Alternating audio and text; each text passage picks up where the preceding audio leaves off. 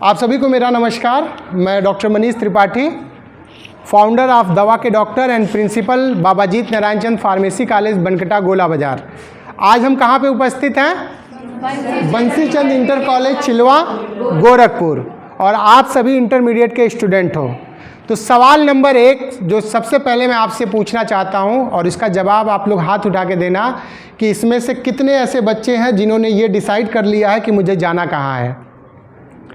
किसने ये सेट कर चुका है कि मुझे पढ़ने के बाद, अब तो ये डिसाइड हो गया ना कि आप आर्ट साइंस से पढ़ रहे हो, बायोलॉजी से पढ़ रहे हो या मैथ से, लेकिन कितने ऐसे बच्चे हो जो डिसाइड कर चुके हो कि मुझे बायो पढ़ के ये करना है, और मुझे इंटर पढ़ के मैथ से पढ़ के इंजीनियरिंग करना है, या आर्ट से पढ़ के मुझे PCS, IAS या क्लर्क या SSC जो भी RRB जिसका भी पेपर आप देना चाहते हो उसके लिए आप डिसीजन ले चुके हो। कितने ऐसे हो? हाथ उठाओ, हाथ उठाओ। कितने हैं? 1 2 3 4 5 6 7 8 9 10। टोटल संख्या कितनी होगी इस क्लास की? 50-60 लोग हैं यहाँ। इसमें से केवल 10 ऐसे बच्चे हैं जो कह रहे हैं कि मुझे सर पता है कि मुझे क्या करना है। तो बताओ भाई, एक एक करके बताओ किसको क्या करना है। कितने लोग ऐसे हैं जो डॉक्टर बनना चाहते हैं? कितने ऐसे हैं जो इंजीनियर बनना चाहते हैं? 2 और 4 लोग डॉक्टर। और बाकी कोई फील्ड? IAS या PCS के लिए कितने लोग प्रिपरेशन करना चाहते हैं? बताओ भाई प्लीज़, खुला सवाल है। हाँ, 1। क्या बात है। बाकी लोग कितने ऐसे हैं जिन्हें पता ही नहीं हमें जाना कहाँ है? ये भी बता दो, हाथ उठाओ प्लीज़। देखो, ज़िंदगी में ना करना बड़ी अच्छी बात है। हमारे यहाँ की सबसे बड़ी समस्या ये है कि ना हम हाँ करते हैं और ना करते हैं, बीच में लटके रहते हैं। एक कहानी है, सुन लो। एक कहानी है एक मेढक की, हम उसको सुनते हैं, यूट्यूब पे आता है। एक मेढक था, ठीक है। उसका दांत एकदम पीले थे। कैसे थे? पीले। उसके गांव में एक दिन एक दांत का डॉक्टर आता है और वो कहता है कि भाई मेरे पास एक ऐसी दवा है जिसको लगाने के बाद तुम्हारे दांत एकदम चांदी की तरह चमक जाएंगे। तो सब लोग गांव वाले जो है सोचते हैं कि आए, सब लोग खरीदना शुरू करते। 50 पैसे में वो दवा मिल रही थी।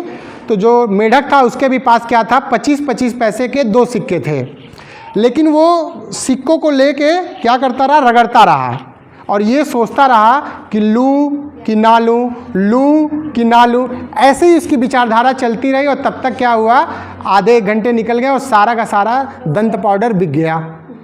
हाँ, और उसके बाद जो है जब वो पैसा लेके पहुंचा डॉक्टर के पास कि 1 पीस उसके पास बच गया था कि भैया मेरे को 50 पैसे में दे दो, मैं भी अपने पीले दांत जो है, सपना देख रहा था कि मेरे दांत पीले से सफ़ेद हो जाएं, लेकिन उसके पास डिसीजन लेने की क्षमता नहीं थी, समझे। और उसके बाद जब वो पैसा लेके जाता है तो वो पैसे को इतना रगड़ देता है कि उसको सोचने में कि वो पैसा घिस जाता है। और डॉक्टर क्या कहता है, वो एक सिंपल देने के बजाय वो कहता है ये तेरा पैसा ख़राब हो चुका है, वो भी पैसे से किसी और को वो दंत मंजन बेच देता है। तो क्या आप भी इंटरमीडिएट के बाद ग्रेजुएशन के बाद PG करने के बाद ज़िंदगी में यही करते रह जाओगे कि क्या करूं क्या ना करूं, BA करूं या MSc करूं, B फार्मा करूं या PhD कर डालूं? हाँ, या फिर सिर्फ पढ़ाई में अगर घर वालों से पैसे मिल रहा तो सारी डिग्री लेके बैठ जानी है। You have to be decide कि आपको करना क्या है। देखो, सबकी परिस्थिति बिल्कुल अलग अलग है। हो सकता है किसी के पास पैसे अच्छे हो, वो बड़ी पढ़ाई कर सकता है। MBBS करने के लिए वो नहीं अगर अच्छे रैंक से निकल पा रहा है तो वो करोड़ों रुपए फीस दे के भी पढ़ सकता है। हो सकता है किसी की परिस्थिति ऐसी हो, क्योंकि पढ़ाई के लिए आजकल रैंक अच्छे नहीं है तो पैसे दे के भी पढ़े जा सकते हैं। रैंक अच्छे हैं तो आप सरकारी, क्योंकि अब पैसा बाधक नहीं है एजुकेशन में। अब जो है अगर आपके पास कम पैसा है तो भी आप अगर क्वालिफाई कर जाते हो एंट्रेंस एग्ज़ाम तो बहुत सस्ती फ़ीस में पढ़ सकते हो। फ़ीस तो इतनी है MBBS की कि अगर आप क्वालिफाई कर जाओ तो सच बताऊं, आप में से कोई बच्चा अगर क्वालिफाई कर जाए MBBS और पढ़ने के लिए उसको पैसे ना हो तो उसको तो हम डोनेशन दिलवा सकते हैं अपने विधायक जी से या अपने क्षेत्र के बड़े आदमी लोगों से, या जो भी हम खुद सक्षम हैं, हम बच्चे मिलके आपको MBBS करा सकते हैं। लेकिन आप गवर्नमेंट कॉलेज का सीट तो लेकर आओ। क्यों? तो आज के डेट में जिनके पास पैसा है वो भी पढ़ सकते हैं, जिनके पास पैसा नहीं है वो भी पढ़ सकते हैं। व्यापार या इंटरप्रेन्योर या इंटरप्रेन्योरशिप या स्टार्टअप वो लोग भी कर सकते हैं जिनके पास पैसा है, और जिनके पास पैसा नहीं है वो भी कर सकते हैं। तो आज के समाज में, आज के परिवेश में पैसा बाधक नहीं है। बाधक क्या है? आपका टैलेंट। बाधक क्या है? आपकी सोच। क्यों? क्योंकि हम छोटी सोच के व्यक्ति हैं। हम लोग छोटा सोचते हैं, हमसे ये नहीं हो पाएगा, ऐसा सोचते हैं ना। या फिर आज तक ये डिसाइड नहीं कर पा रहे हैं कि हमें करना क्या है। और जब यही नहीं पता रहेगा हमें करना क्या है, तो आप बताओ क्या कर सकते हो? कभी कर सकते हो कुछ? 50 साल के भी एज के हो जाओगे ना, तब भी तुम्हारे साथ समस्या यही रहेगी कि मुझे पता नहीं मुझे करना क्या है। आए तो हैं, पैदा तो हुए हैं, लेकिन ये भी नहीं पता है कि हम पैदा किस लिए हुए हैं। कभी कभी तो इस पे भी लोग शक करते हैं कि मनुष्य जीवन क्यों मिला। ऐसे सवाल आते हैं भाई। समाज में बहुत सारे ऐसे लोग डिप्रेशन में जी रहे हैं जिन्हें इसका भी पता नहीं है कि हम, मतलब वो सुसाइड करने के लिए भी तैयार हो जा रहे हैं। जीवन में कुछ ऐसी परिस्थिति आ रही है, किसी से धोखा खा लिए, किसी से झगड़ा हो गया, कुछ भी हो गया, फेल हो गए ज़िंदगी में किसी कोर्स में, तो ज़िंदगी से ऐसे हार गए कि सुसाइड करने पे मजबूर हो गए। ऐसा होता कि नहीं? बहुत सारे ऐसे लोगों को आप देखोगे जो नीट क्वालिफाई नहीं कर पाते, तो राजस्थान में जो है अपने कोटा में जाके जो है लोग सुसाइड के अटेम्प्ट्स, मर्डर कितने आते हैं कि लोग सुसाइड कर लेते। क्यों भाई? सफलता क्या नीट क्वालिफाई होने के बाद? मैं तो नीट नहीं दिया। क्यों? मैं MBBS नहीं हूँ, लेकिन मैं दवा का डॉक्टर बनने जा रहा हूँ कि नहीं बनने जा रहा हूँ? क्यों? आज ठीक है MBBS होते हैं, IIT से भी लोग इंजीनियर होते हैं। कोई भी प्रोफेशन, मैं शुरू से बता रहा हूँ कि कोई भी प्रोफेशन छोटा नहीं होता है, बड़ा नहीं होता है। आपका काम करने का तरीका आपको महान बना सकता है। कुछ भी है। मैं अगर आपके इसी चिलवा विद्यालय में पढ़ाऊँ आपको, और सच में आपके इसी चिलवा से मैं IITians निकाल दूँ, मैं नीट क्वालिफाइड बच्चा निकाल दूँ, तो क्या मैं चिलवा में भी पढ़ा के यहाँ का इंडिया का बेस्ट टीचर नहीं बन सकता? क्यों?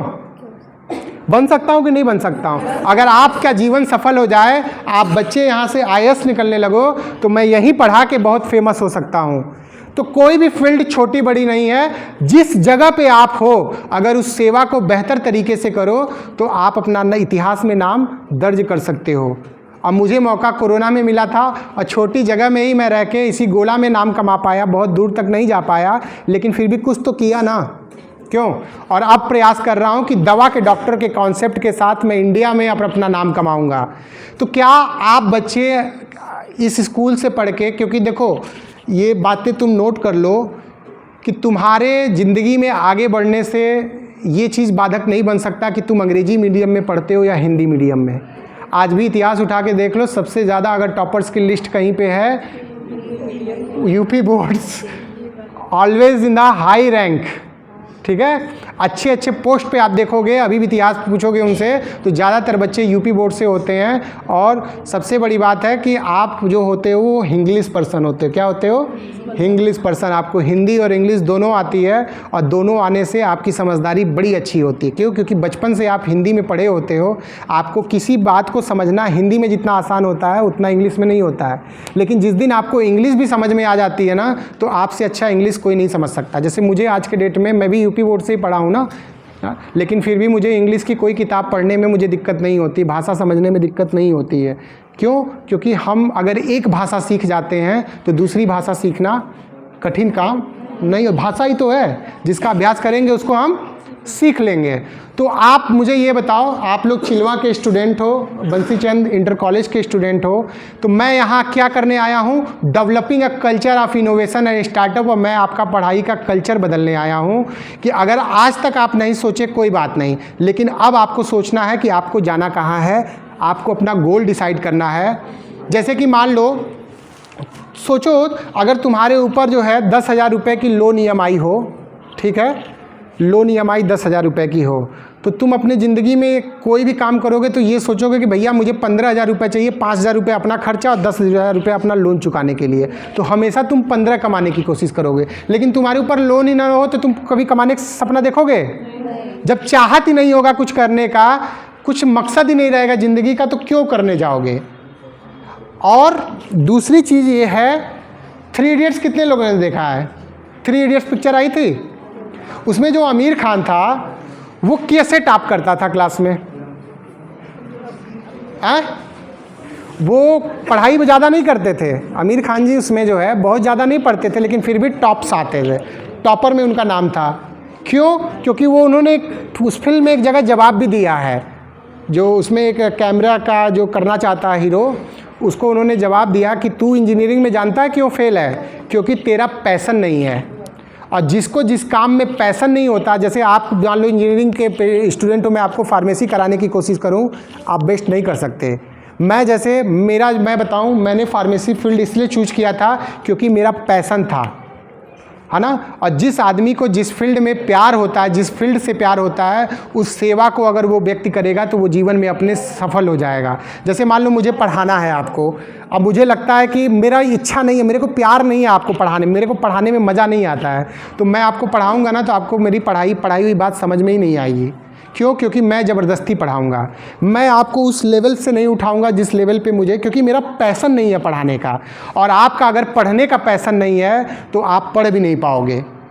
समझ रहे हो? मेरी बात जो है, मैं हाई स्कूल में जो है जब था तो मेरा मन पढ़ने का कतई नहीं था। तो मैं बताऊं, मैंने अपनी मदर से कहा कि मम्मी मुझे जो है पढ़ने में कोई इंटरेस्ट नहीं है, मेरा पढ़ने में मन नहीं लगता है, तो मैं नौकरी करूंगा, काम सीखूंगा। क्योंकि धंधा, मैंने जिन लोगों को देखा था अपने जीवन में, वो लोग पढ़ाई पे कम समय दिए थे लेकिन वो बिज़नेस में बहुत आगे थे। तो मुझे लगता था कि कोई बिज़नेस करने के लिए, जैसे मान लो कोई चाट फुल्की की दुकान ही लगानी है, बनाने आएगी तब तो लगाओगे। तो मुझे लगता था कि अस्पताल अगर खोलना है तो सबसे पहले जो है अस्पताल का काम करने आना चाहिए, उसको मैनेज करना आना चाहिए। भाई डॉक्टर को बुलाओगे, लोग मैनेजमेंट आना चाहिए ना, तो मैनेजमेंट पढ़ने से नहीं बल्कि करने से आएगा, मेरा ये मानना था, अनुभव से आएगा। तो मैं 2010 से ही लग गया अस्पताल में काम सीखने के लिए, और 2015 तक मैं काम सीखा, अस्पताल का मैनेजिंग डायरेक्टर के पोस्ट पे रहा, पूरा अस्पताल चलाना सीख गया। ये लगा कि मतलब उस समय स्थिति ऐसी थी कि इन्वेस्टर को मैं राज़ी करके कोई अस्पताल खुलवा के चला सकता था। लेकिन एक चीज़ समझ में आया, जब सब कुछ अनुभव हो गया, जानकारी हो गई कि बिना शिक्षा के समाज में इज्जत नहीं है। ये दिखा कि क्योंकि जिन लोगों के साथ मैं था ना, मैंने देखा उनके पास पैसा तो था, लेकिन वो जो शिक्षा की जो इज्जत थी हमारे यहाँ, हमारे देश में जो होती है, वो कुछ अलग किस्म की थी। समझ रहे हो? जैसे तुम अपने क्षेत्र में कुछ बड़े आदमी लोगों का नाम सुनते हो, वो लोग बड़े शिक्षित परिवार से रहते हैं, उनके अंदर शिक्षा भी होती है, उनका एक अलग ही पैसा कम हो या ज़्यादा, उनके घर परिस्थिति उनकी कम बेसी हो सकती है, लेकिन शिक्षित परिवार का नाम हमेशा लोग समाज में एक अलग नज़रिए से देखते हैं। क्यों? डॉक्टर भीमराव अम्बेडकर जी का नाम सुना?